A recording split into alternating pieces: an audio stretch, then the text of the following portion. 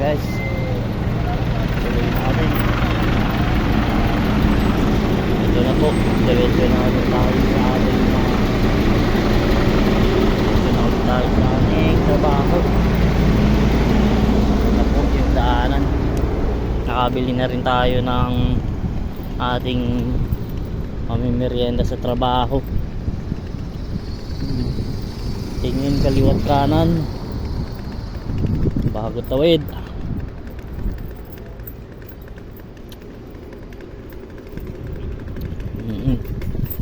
Sabi nga po ng aking kapatid hindi pa nga daw na-imbento ang gamot sa tanga. Kaya ingat lang.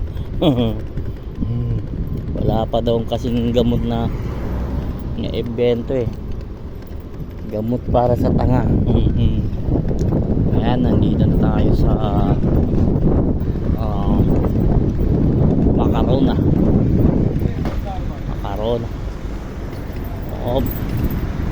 Dito problema lang may ginagawa kasing dito, tarik dito kaya tapos dito na tayo. Ay tangang putik, ang lapit mo sa akin, ang lapad naman ng daan dikit ka pa sa akin tanga. Talaga naman minsan may mga Saudis talaga may mga Saudis talagang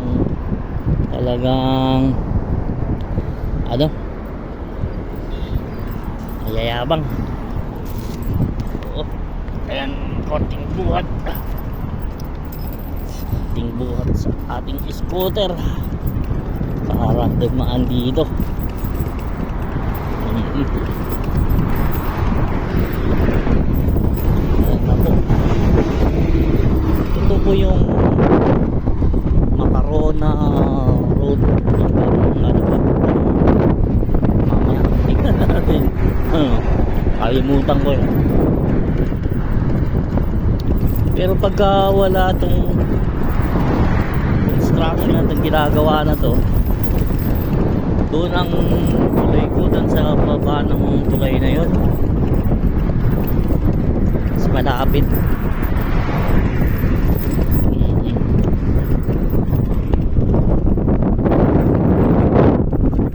Dinimolis na rin ang mga building dito sa gilid na to.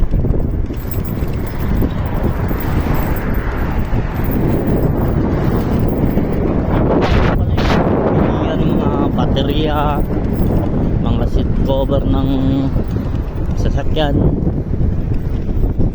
dito sa area na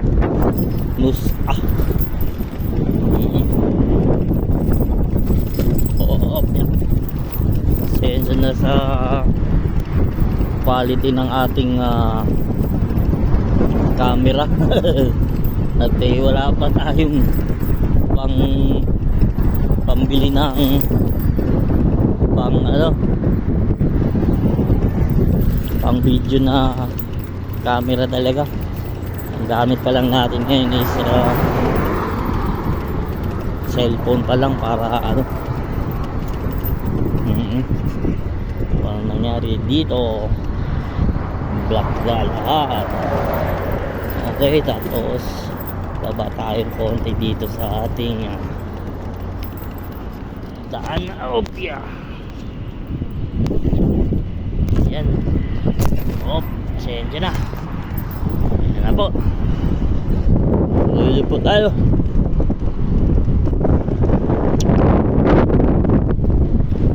Yan. Ito yung dito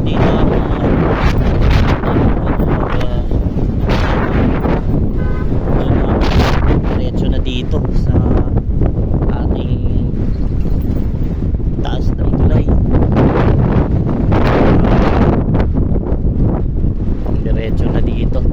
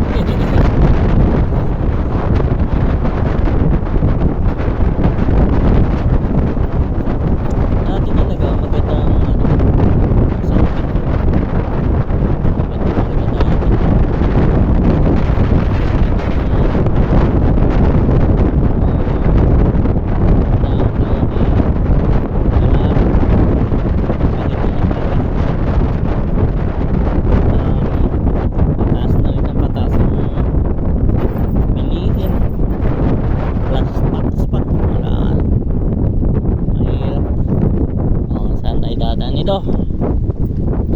Dito tayo sa gilid. Hop. Konting angat. Ang ating scooter. At naka-stop pa naman. Yeah. Okay.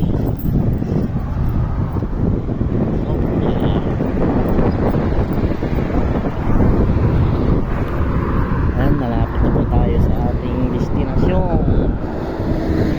Ayan, meron pa isa, hindi rin tumigil. Diretso rin tayo. Ayan. Tingnan po. Ayan. Tayo.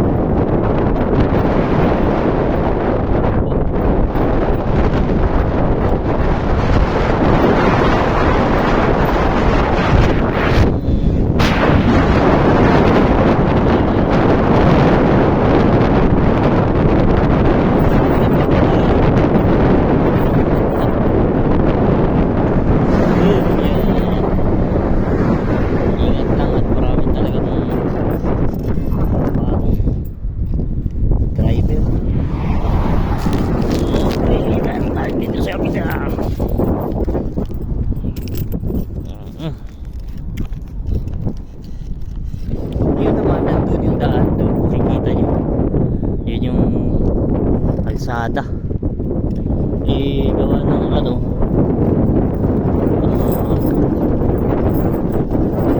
susunod na lang ako dito kasi naman nadaan pa ako doon. Dito na lang.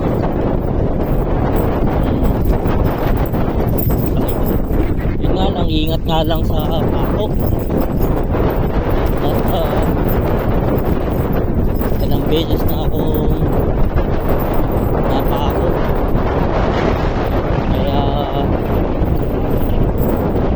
ano, nag-iingat na rin ako. Pero ito ang daan ko na doon. Dito lang talaga ang daan ko. At ano ko na to, kumbaga ay sinorbi ko na kung may pako wala. Nilakad ko lang talaga para makita mo yung daan.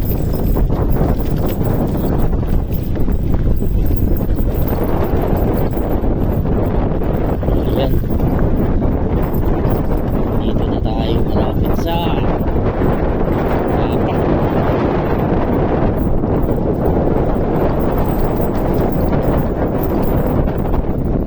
Ayan. Pero sabi naman nila, ay nagsabi din sa bawal mag-video sa mga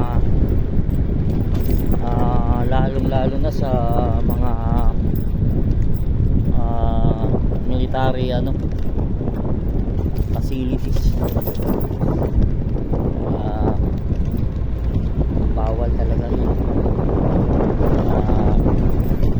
Ingat lang din. Dami ata ngayong traffic, yun. Hihintay siguro mga to sa cargo. Yun. Ito naman sa kabila ay ang catering. Nagalagay ng mga pagkain sa plano.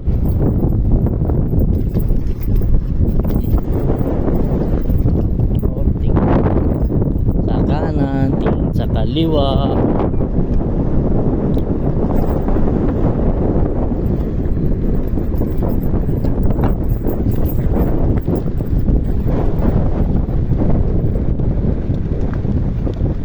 Siguro kung may wala itong suot ko, siguro mga after 1 year, ano na ako, kumbaga sa mga kano nigger.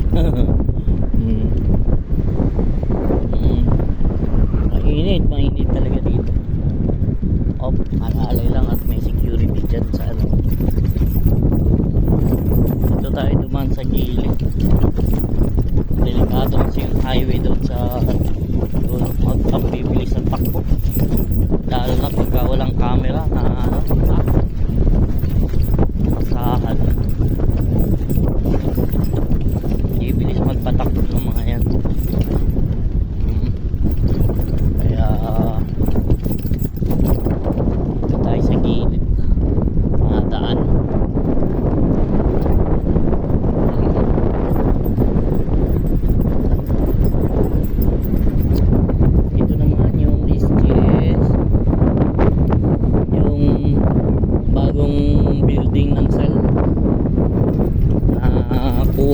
nila.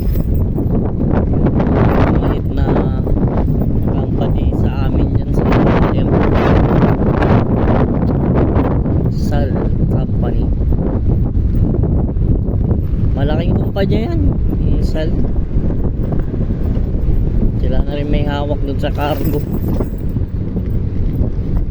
Ito yung D-check ata, unang Saudiya na hangar.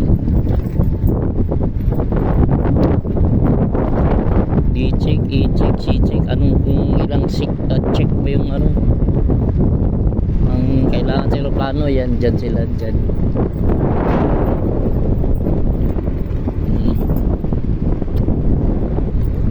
Tapos meron na rin dito, nagel. Dati wala pa naman yan, yung nagel na yan, pero mula nung naglagay yung DHL dito, ayun, nagpatayo din yung nagel dito sa gilid. Kawawa nga naman sila. Ulit talaga kapag sa daan.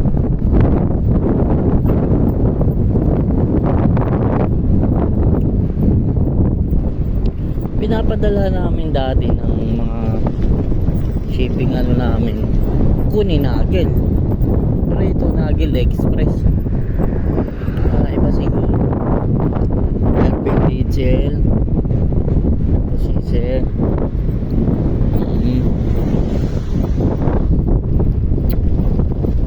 at nandito na po tayo sa ating work area. Work area ba yun? Tayo sa building 202. At ang kasunod naman noon, bulk warehouse. Ang kasunod naman, cargo. So itong hilera ay sasakyan sa likod. Pero yung ngayon, didikit pa talaga dito. Ang lapad naman ng daanan. Kita naman yung may ay talaga.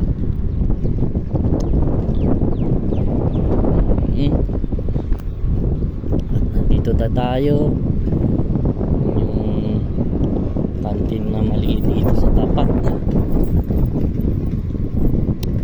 Tapos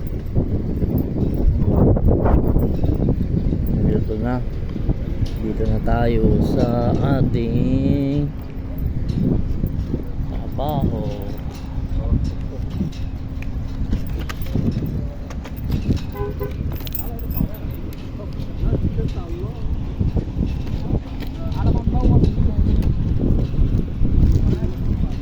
Excuse me, boss. Excuse me, sir. Okay. Akit na tayo. Okay. Okay. Titigil muna natin ang ating pagbibideo. Dito muna tayo at ayusin na natin ang pag-park ditong ating scooter dito sa area na to.